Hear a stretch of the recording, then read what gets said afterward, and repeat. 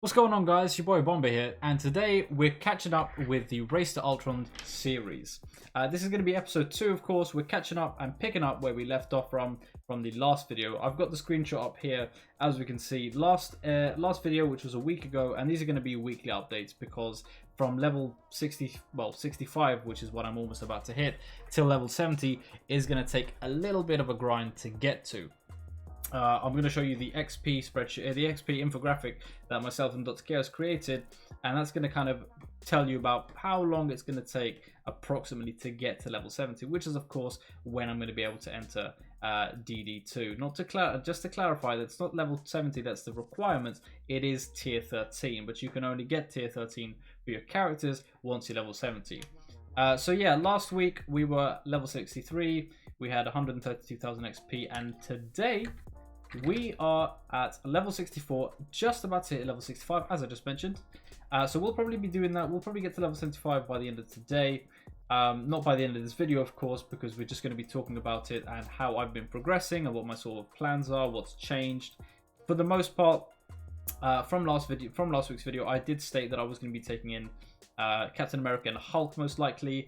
I questioned Hulk because both Hulk and Minerva require what I think was radiation. Yeah, advanced, gamma radiation. It'll be superior gamma radiation for tier 13.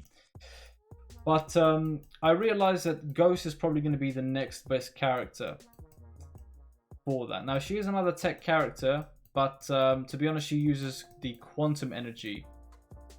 I'm not sure if it shows up here. No, it doesn't. But she does use the superior quantum energy, superior unique. Now, if I show you the infographic that I was talking to you about, here we are. So I'm at level 65, or I will be, and if we have a look, it's going to take, well, I mean, that's a you can just see for yourself, that's 40, 85, 135, 190, 250,000 more XP to get to level 70. Sounds fun. So on average, it does take about, let's see, it does take, I do manage to get about 1,800 XP a day. So if we were to, guesstimate how long it'd take, I'd say probably about, well, it could be about a month to 2 from now till I get into DD2, and that's that's based on the fact that I'm talking about level 70. We still haven't considered the actual gear needed. But if we have a look at the account that I'm running at the moment, what I've been smartly doing is saving up all of my war credits and saving up all the war, saving up all the elite war credits, because once I do hit level 70, the superior gear parts are going to start to show up, and they're not cheap in the war store, and they're definitely not cheap in the in the supply store. But of course, I'm a little bit more experienced than most players, so I do have a little bit more of a hold on my resource management. So I'm going to be, sitting very, very comfortably, very tightly until the day arrives. I have been hoarding my orange gear raid orbs because I have no reason to open them at the moment, and of course I was still waiting for news on the Orb Avalanche event, which everyone was speculating. But of course now we have confirmed, as I mentioned in the previous video that I uploaded, that there is no Orb Avalanche event coming or any similar event to it for the foreseeable future. So there's going to be a lot of gear that I can get from here. We have a bunch of purple gear raid orbs saved up, and you're probably wondering, well, aren't I hindering my progress towards Doom? Well, yes and no. The truth is, I learned that early on, it's very easy to spread your resources across all characters. Now, for the most part, you can see that my roster's fairly balanced, but still low in terms of power because I haven't invested a lot of gold or training modules to level them up. For the most part, the only reason I've been focusing on the Wave 1 Avengers, A, because they're an arena team, they work in raids for both U6 and Gamma 3. I think, actually, Gamma 2. Apologies, because once you get into Gamma 3, that's when they start to require specific character traits for specific nodes, as you can see here, only global. But if we go to difficulty 2, you'll see that any character can go in, right? No restrictions. So they work very well in a lot of the different game modes. They work well in the Heroes Assemble campaign mode, they work well in the Nexus campaign mode, And now that I'm building my Asgardians on the side in preparation of Black Bolt, and once I get Hela unlocked through her node, they work very well in the Cosmic and the Mystic campaigns. The only one, of course, that doesn't apply to the Mystic campaign is Sif, because she's Cosmic and Skill, not Mystic. But for the most part, all the campaigns are pretty much completed now. I have recently started on the Cosmic 3 campaign, sorry, Mystic 3 campaign, and I finished the Cosmic campaign. So I'm pretty much up to date. The only way I can now progress is by hitting level 70 and getting into the Hero 7 chapter. Because as you can see here, if I want to go into chapter 7, I need to complete Hero 7-1. And in order to complete Hero 7-1, or get into it, I need to be level 70. So I'm pretty much at a standstill at the moment. I can't progress much further in terms of growth. My most worked on characters are at their max level based on my level, and focusing on the other characters which could be used for different game modes like Alliance War, I'm not prioritizing at the moment. I'm fortunate that I was able to join an alliance early on with the two members that I'm doing the Race to Ultron with, and those are Carrot 760 and the Joker X 1991. As you can see here, the Joker Junior. We all gave ourselves a sort of junior or a baby Carrot name. I just stuck with the original. And so I think at the moment, as we can see here, I am in the lead. But again, it's more based on RNG. Who's going to be able to get all the uniques, who's going to be able to get all the gear, and so on and so forth. But it's evident what team this person's going for. We'll keep that secret. We'll keep that secret. I am, as I said, I'm going to be taking Minerva in without a shadow of a doubt.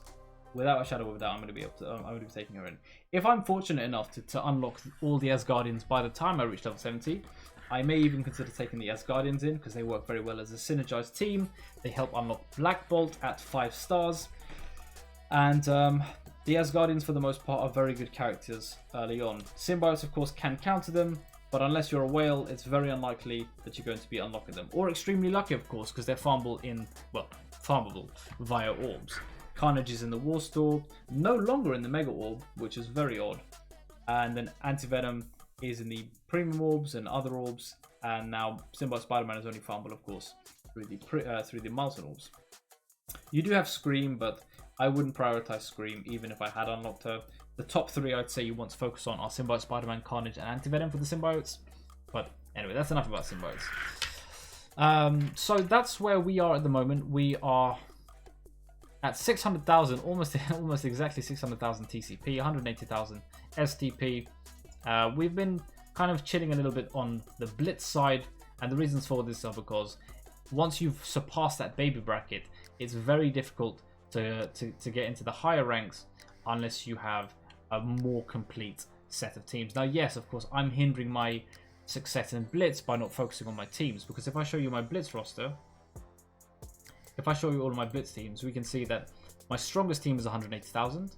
Then right beneath that is 37, 35, 32, 25, 25, 24, 23, 22, etc. You know, so on and so forth. So, of course, they are going down in descending order or going up in ascending order, however you want to look at it. I could, and strictly speaking, I probably should build up the build them up to get a little bit stronger, because the higher power they are, the more points I get in my Blitz rotations. In other news, as you can see here, my Sinister 6 are almost all 5 stars, which means that whenever Shuri makes her return, we'll be unlocking her. The good news is we should be able to unlock Invisible Woman on her return, which I believe at the current standing will be the 8th of March. However, you will be able to get updated if you're on my Discord server, because that's where the newest infographics relating to the legendary schedule will appear. With regards to any other fantastic characters, we're currently working towards Emma Frost, who could also be a potential candidate. If we have a look at how many character shards we have for her at the moment, we have 69 character shards for her at the moment, and so we need 31 left, and her event ends in, let's have a look, 17 days. So we'll definitely be unlocking Emma Frost at the end of this milestone, which is great, and that will complete our Marauders team, and Marauders are a fantastic team, and probably I might even decide to take them as an arena team. You know, they're very good, have a lot of sustain, a fair bit of damage, but the ability to cleanse and the amount of healing that they can do is very useful. So I'm probably not going to be entering Dark Dimension 1 anytime soon. I don't even have one character at 6 stars. The closest I have is Captain America. And truth be told, Dark Dimension 1, there's nothing really special about it. There's nothing special about Dark Dimension 1 at all, apart from the gold and the gold orbs that you get from it, and the superior gear that you get at the end of it. I wouldn't say there's too much of a necessity. I will, of course, say that if you are able to complete Dark Dimension 1 before Dark Dimension 2, then you should certainly do it. The gold and the gear that you get upon completion is going to make it easier to get into Dark Dimension 2. It'll require less gear farming, it'll put a little bit of less hassle on your shoulders. So that's what I'd say. But yeah, I think that pretty much covers it. So we are growing at a steady pace. So I think next week we'll probably be at about level 66, hopefully. And then maybe by the end of, I hope, February, we'll be able to enter Dark Dimension 2 and get Ultron on the baby count. And you know what? That's the kind of first goal you have when you're a new player. But anyway, that'll be all for today's video. I hope you're enjoying the series so far. Of course, if you have any questions relating to the progression in the game, or even talking about Dark Dimension 2 and any strategies and tips, by all means, feel free to leave a comment in the description and ask me the questions. Or if you'd like, feel free to join my Twitch. I stream every day at 7:30 PM GMT. That's UK time, so that's +0. And I'm more than happy to answer your questions and help you get there quicker. I hope you guys enjoyed the video. If you did, then please do not forget to like, comment, and subscribe. And if you are subscribed, then don't forget to click the notification bell, as it will alert you when I come out with a new video. If you'd like to be updated for when any of our new infographics come out, or when a new video comes out, or even chat to myself in Discord, by all means, check the description below and come through. Once again, guys, thank you very much for watching, and take care.